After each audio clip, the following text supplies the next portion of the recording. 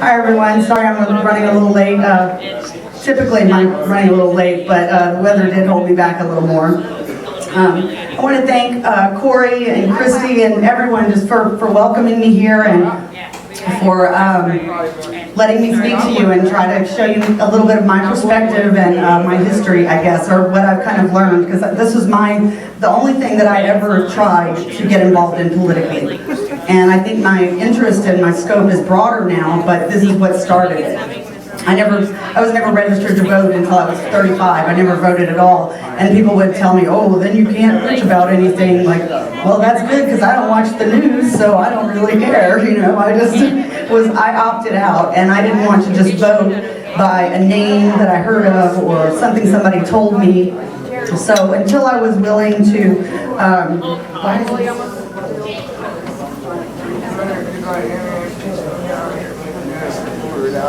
I forgot how to use a timer, sorry.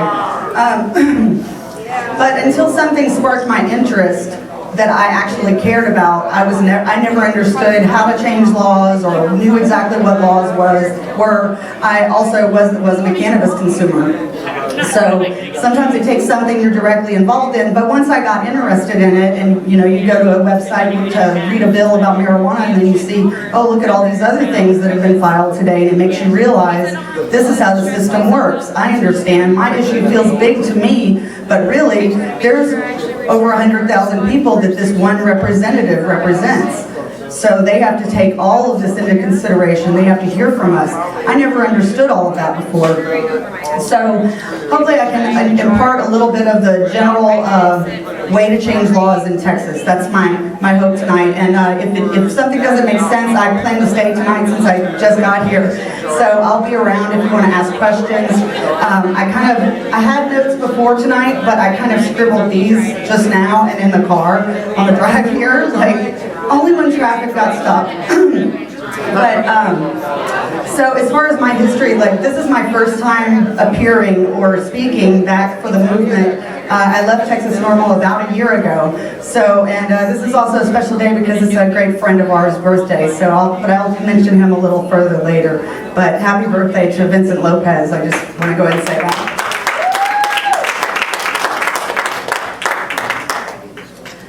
So, like I said, that was my first adventure. I guess I was involved for about 6 years, very actively, moved from volunteer to secretary to NORML Women's Alliance representative to then executive director. And I'd like to thank all the activists out there, because that's hard work. Anybody in here or anybody that watches this later, some people put their lives into it. But I'm really happy to be here because I do remember, like Corey said, when there was just a hope of a chapter being in Southeast Texas. It was just an idea. So it's pretty amazing to be here and be part of it and see what you guys have actually made it come true and brought that. So thank you all for having somewhere for me to come and speak to you. You all made this happen, right? So I'm glad to be here. So what is it that we want? I mean, everybody has a little bit of a different concept on exactly what they want, on what type of law or what type of privilege we think we should have, how we should go about it. But we all want the law to change. I think we can all agree we want the law in Texas and beyond to change. It's unfortunate that in Texas we cannot change the laws locally, because if we could, we probably would have already done so in Austin. That's one way that states are able to push to get, one way that localities are able to push to get state laws changed. It usually starts with the cities, historically, as it should, right? The federal government should only be making broad, very civic-minded laws that are enforced across the whole United States. We're a huge country. So that's as it should be, but there was a law passed in 1997 in Texas in like a backlash for a local group in San Marcos. They tried to get medical marijuana on the ballot by collecting signatures just for a local initiative, because at the time you could change drug laws in the state. So if you think about the timing, the climate politically, 1997 is when this happened, and in 1997, or 96 rather, California passed the first medical marijuana law. So the legislators in Texas and the DEA and pretty much everyone had a fit that no, Texas is not going to become the next California. We're going to put a stop to that right now. So they passed a law that says that all municipalities, localities, counties, cities, etc., they covered everything, must follow and adhere to state law and cannot change state law, city laws or whatever regarding drugs, specifically regarding drugs. They don't want to allow that to be the push, because that is one way that eventually the whole state changes. It starts with the metropolitan cities and eventually everything changes. It usually takes a while. What we've seen happening, the 20-odd states that have either passed decrim or medical or full-out legalization or even hemp laws, the vast majority of those are passed through ballot initiative, like they tried to do in San Marcos for a locality, where we can do that, except for drugs. Exactly. You got a vote coming up. Because that law was passed, we can't do that. Like New Orleans made it a $100 ticket. Louisiana hasn't changed, but in New Orleans you can get a $100 ticket for an ounce. That helps. The police start seeing that it helps. They talk to other police, you know, the other counties around there soften. So we've had that right taken away from us. And for such a big state, that's a big blow. You know, we can try to change that, but that's another battle. And we don't have ballot initiatives statewide at all. And again, we can try to change that, but that's really a more difficult task than legalizing marijuana. We've got the movement, the momentum right now for that. Changing our constitution to say that we can collect signatures and change laws rather than have a representative government, which is what we and about half the states have. That's been that way for 100 years or so. So, you know, there are groups that are fighting for that if you want to get behind them, but it's a much tougher task. So we try to focus on what we can do here. And the way our representative government works is that our legislators, our 150 representatives and 31 senators represent a certain group of people. It's based on population. So some of them, there's like many of them in like Houston and Dallas, Fort Worth and in Austin, because the population is denser. I think it's like 150,000, it's 100-something thousand that each 150 representative, that's their constituent base. So like out west, it's like the size of state of Pennsylvania or something, but then there's like 15 of them in Houston because how many people there are. So, but the idea is, if you can think about when these laws were passed, when the Constitution was set up and they decided, hey, those of us that live in this area, we're gonna all get together and say, hey, this is what we think, this is what we think to this person that we elect and we trust, and we say, now you go to where all the other townspeople meet, and the state makes decisions, and you let them know how we feel. Now that doesn't mean they're going to listen to every opinion of everyone. That means they're going to take a consensus, right? If you can imagine like a small town and everyone would come and tell this person, this is what I think is important, this is what I think you should be working on. Their staff is going to listen to all of it, and they're going to say, hey, only one person came in about this, 20 people came in against it, nobody came in about this other thing. Why would I risk doing anything? My people must not want that. It's really the same thing that we have now, but people have difficult schedules, they can't get to Austin to the Capitol. But when the legislative session is not in-house, your representative is right around you somewhere here. And that's really when they have time to talk to you, and you can help build that relationship with them and educate them. But, you know, going to Austin is great and doing lobby days is great, but the relationship building that you can do just one-on-one with the representative and with their staff person is much more valuable really than sometimes lobby days, because sometimes they just feel really bombarded. So we don't always have to do a mass thing. You as an individual count in a huge way if you handwrite a letter or snail mail a letter or go to someone in person. An email does count, a phone call is better, but the more form letter it is, the the more bombed they are, the less they're really going to hear your message. Their staff is going to be annoyed. They're probably going to tell their boss they're annoyed. It's just, you want to make friends. Even if you don't really want to be their friend, you don't want to be their opponent. We want them to do something for us, right? We want them to listen to us. And nobody listens to their opponent coming at them and telling them you're wrong, and it doesn't work that way. So regardless of how we might feel about them, if the priority is winning, changing laws, then we set our personal feelings aside and we educate them. I try to think about it. I've even had a police officer pull up behind me at a unfortunate moment before, and I really just thought to myself, oh, he won't understand this. Kind of like when you talk to toddlers or little kids and you talk in smaller words or less words, you know, and I wasn't going to be like nervous or worried about it. I just thought, I need to not let him know about this. He doesn't need to know about this because he won't understand, or he might not understand.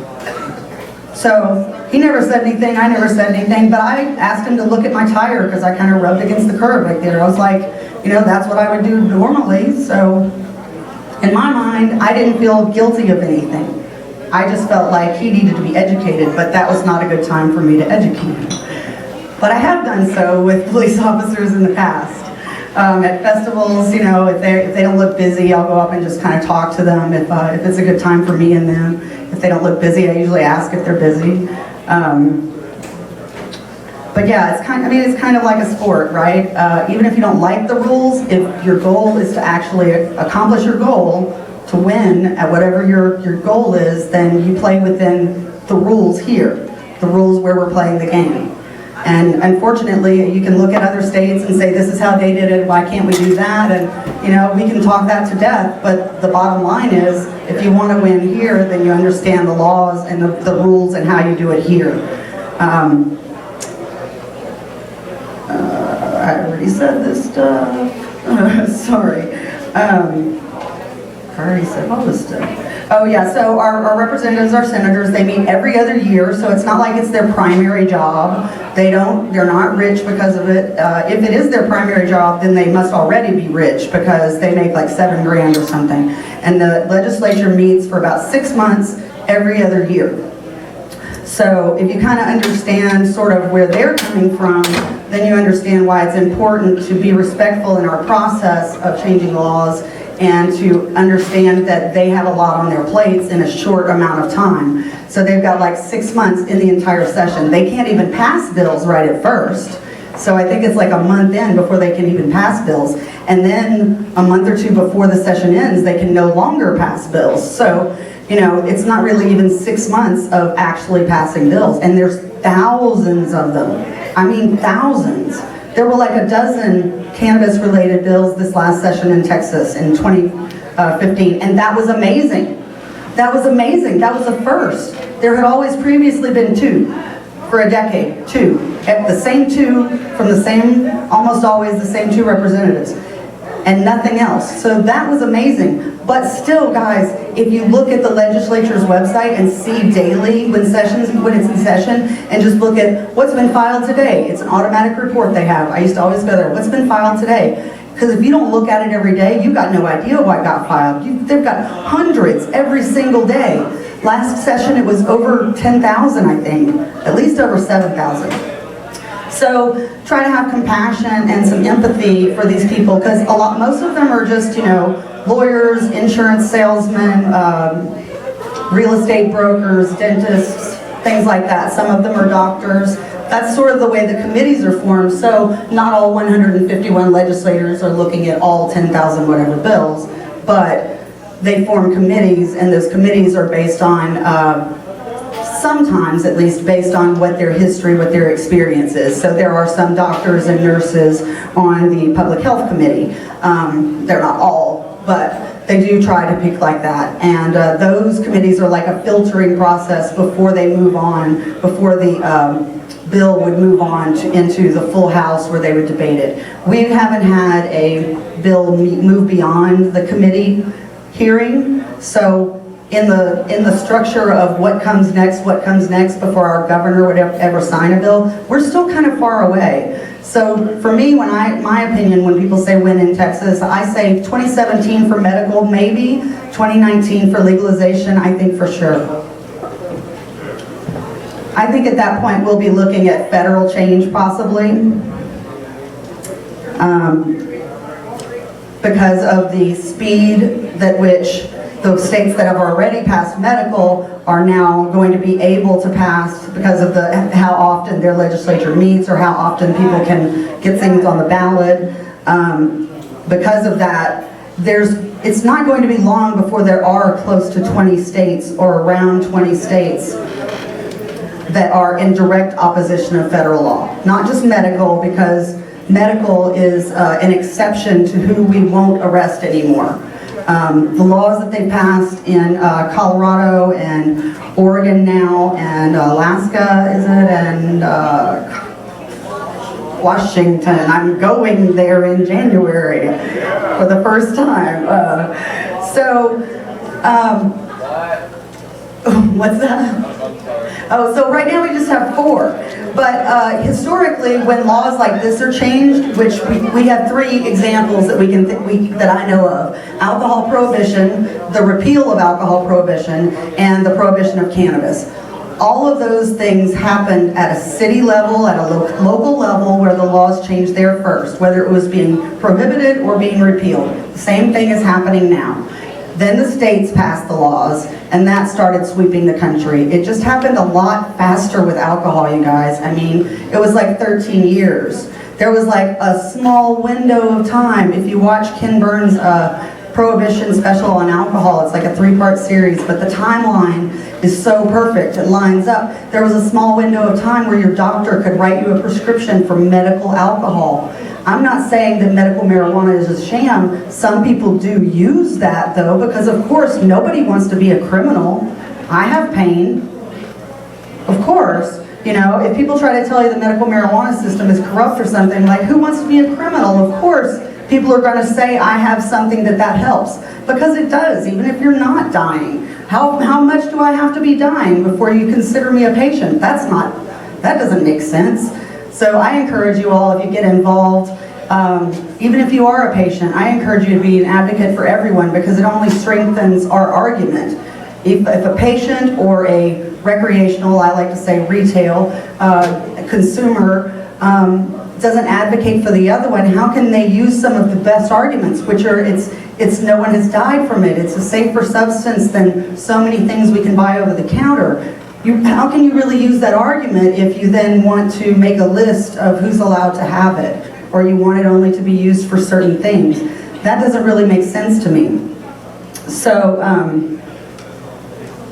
I think we're much stronger if we're more united. So as Texas moves into actually passing these laws, I encourage everyone to not be divisive amongst growers versus, patients versus retail consumers. We're much stronger if we are just fighting for each other. If there was a law that only protected veterans, I would support that law, wouldn't you? I have veteran friends. I hope they would support a law if for some reason it included me but not them. Right? I mean, we're not free till we're all free. So I just encourage everyone to try to build that respectful type of relationship with your representative. You don't have to just go to their offices. You sign up to their Facebook, you sign up to their newsletter, and you see where they're going to be. I met my representative and my senator with my friend Vincent Lopez. He was in the same district at an Austin Independent School District meeting. We didn't have kids in Austin School District. We just politely waited while they did their panel. We waited while parents talked first and teachers talked or whoever, and then we shook their hand and gave them some paperwork.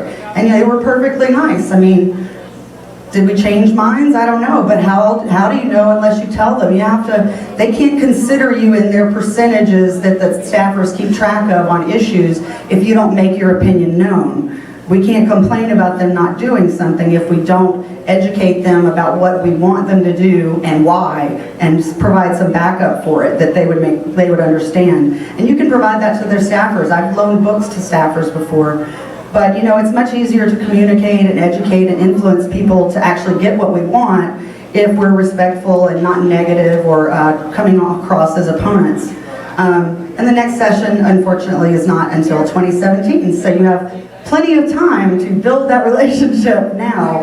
But the first step is looking into who we can help put in office. And you know, when I didn't vote, I think it was also not as easy as it is now. I'm going to blame technology, or I'm going to applaud technology for making it so easy for me, because now I can be a lazy voter like I was before, and instead of opting out, I can go to vote411.org and plug in my address, and it pulls up, here's where you can vote and win, and here's who's on your ballot, and here's what people that are for them are saying, and here's what people that are against them are saying, and here's what the propositions about, pros and cons, and I can just look one place, vote411.org, and also the League of Women Voters is a wonderful resource for me anyway, that always has all this good information about the candidates and just directing you where you need to go and when. The other website I always recommend is the Texas Legislature's website. You can learn more about your representative, what kind of issues they've championed before. I mean, I had lunch with my new representative last year, and you know, we talked about other issues because I had read her bio, I saw what other bills she was sponsoring or co-signing, so I had some, you know, I wasn't a single issue voter to her. She got more of an idea of me as a person, I think, even though she knew I was with an organization. So working at the state level is the most effective. There is federal legislation pending, and you can monitor it. You can certainly support it.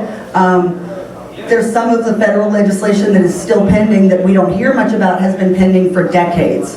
There's lawsuits involved about never getting hearings, the DEA refuses to answer, and so we don't hear as much about it. Lately there's been more filed on the federal level that is would affect states that have medical laws instead of really affecting us.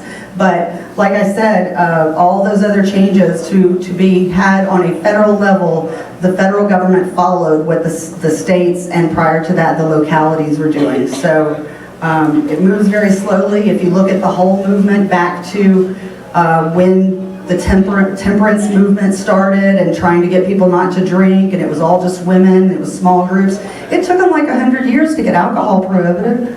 I mean, it's only the repeal of it that really was quick. So it was the same thing with cannabis. It took a long time to get it prohibited, and now it's taken a long time for us to hopefully very soon, 2017 for medical, 2019 for legalization. I'm sorry that takes so long, but I mean, it's partly the way we do every other year. But your local influence really does help, and if you're willing to do it, it can be very rewarding. You know, you can talk intelligently about what's going on, and you know how to actually make change, and there's, you know, a lot of things get passed and people don't even realize it. Not very many people go to their representative's office. Not very many people are writing them letters. So their staffers have a multiplication or some kind of calculation that they perform, you know, that if a person takes the trouble to come in, especially if their district is far away, or even if they're in the district and they come locally, that person coming in and talking to them in person, even making an appointment, that counts for like 100 people, because that's such an effort. So they typically think, unless somebody is just like totally off the wall, they typically would think, you know, this person represents a larger group of people. And the same thing then with just to lesser degree to actually handwrite a letter or send a letter snail mail versus probably the lowest. It probably counts just as one person if you send a form email or form letter. But if I have a couple minutes more, Corey, if I have a couple minutes more, I wanted to tell them about someone who today would have been 43. Our friend Vincent Lopez was an activist and advocate. He started a little after I did, so we kind of grew up together in you know, how we learned and how we were participating and evolving. And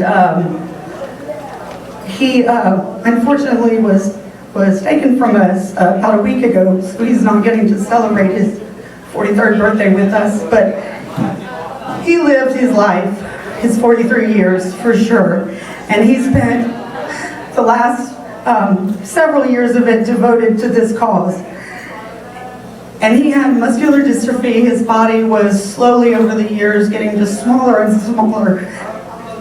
But all these things that I talk about that are ideas for you guys, that are, you know, not everybody has to do everything, not everybody is suited to do everything, or, you know, don't feel like you have to, but let me tell you, he did. He did. He spent his last few years building those relationships with his elected officials, and not just his own, but others. And I was thinking about it on the way here. I was with Vincent once, and we were handing out paperwork at the Capitol to whoever would listen to us, staffers, or, you know, run into whatever legislators we could and try to talk to them as long as they would let us. And we were in the parking lot. We were done, and he saw it first. There was a few big black Suburbans parked inside the Capitol area where you can't park. And I didn't pay any attention. I'm already looking this way. What's our next thing? What are we doing now? And Vincent says, "Look, it's Governor Goodhair." And he saw him you could tell by his hair. And we were just immediately like in action. Like, I don't think we even spoke. He started rolling that way to get him stopped. I started putting my bag down and opening it to get the paperwork back out. And he got him cornered, and you know, we didn't even say what we were there for. But Vincent had his little gold marijuana leaf on, and you know, he didn't really ask, but he asked us, were they listening to us in there? And I gave him our paperwork, and I shook his hand. He shook Vincent's hand, and he asked if they were listening to us in there. We said, yeah, sure. You know, we had some good conversations, and I felt like he was really blowing us off, because then he goes, "It's a great building," and I was like, "Yes, sir, it's a great building. We can make things happen in there." So I just shook his hand and said goodbye and said, "Governor, I hope if we work hard on these bills this session, and if they make it to your desk, I hope you won't veto them." Just to let him know, like, you can talk, it's a pretty building all you want, but, you know, I know what's really important. So I wasn't going to waste any more of his time. Another time, Vincent and I, it could have been the same day for all I remember, but we were lobbying in the Capitol. We were walking our paperwork around, again, to whoever would listen, and I think we were just meeting with the staffer at Representative Toth's office, and this guy, I mean, they're Republicans, he's had his gun in the back of his waistband, and not covered by his jacket, and he's meeting with us. And Representative Toth walks in, so he sits down with Vincent and I and the staffer, and we talked for a little while. We talked some things that he kind of thought about gateway theory. I ended up providing a book to his assistant about an analogy I make about, and it comes from a book specifically, Marijuana Myths and Facts, about the gateway theory is makes no more sense than bicycle riding leading to motorcycle riding, and there's a lot of aspects of that you can relate to if you think about it. And so I loaned the book to him, and we kind of built a little relationship there where there was follow-up. You know, I had to follow up and bring the book, I had to follow up and pick the book back up, he had to tell me it was ready. But before we left that day, Representative Toth suggested that we all pray.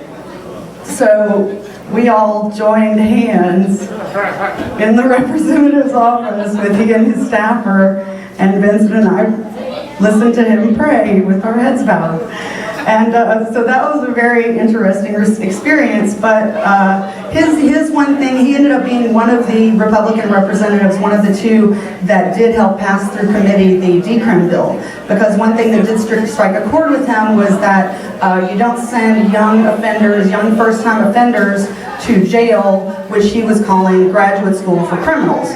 So, you know, we heard that point, and we capitalized on that, and he ended up understanding and voting for that bill to pass through. It didn't keep going, but, you know, we knew that we had a friend. He's gone from office.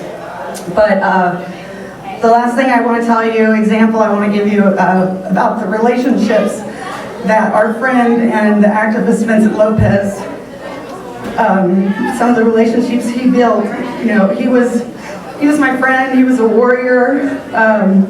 And at his funeral, which Corey and Christy were at his funeral, and Representative Neistat's assistant, his longtime staffer, Dorothy, came to the funeral, and I thought that was so nice. I mean, we never hounded Representative Neistat. I knew where he took happy hour, and I'd kind of bump into him a lot, but you know, we never really hounded him so much, but he definitely knew who we were, and we visited with them and interviewed him for the Austin 420 and took pictures, and his staffer came with a message from him, and she came and met his mom, and you know, that was just, it was very, very nice. And like I said, he was my friend, and he was a warrior, and he definitely fought with his little 50-pound body right to the last week. So please do what you can. Fight for him, fight for us all.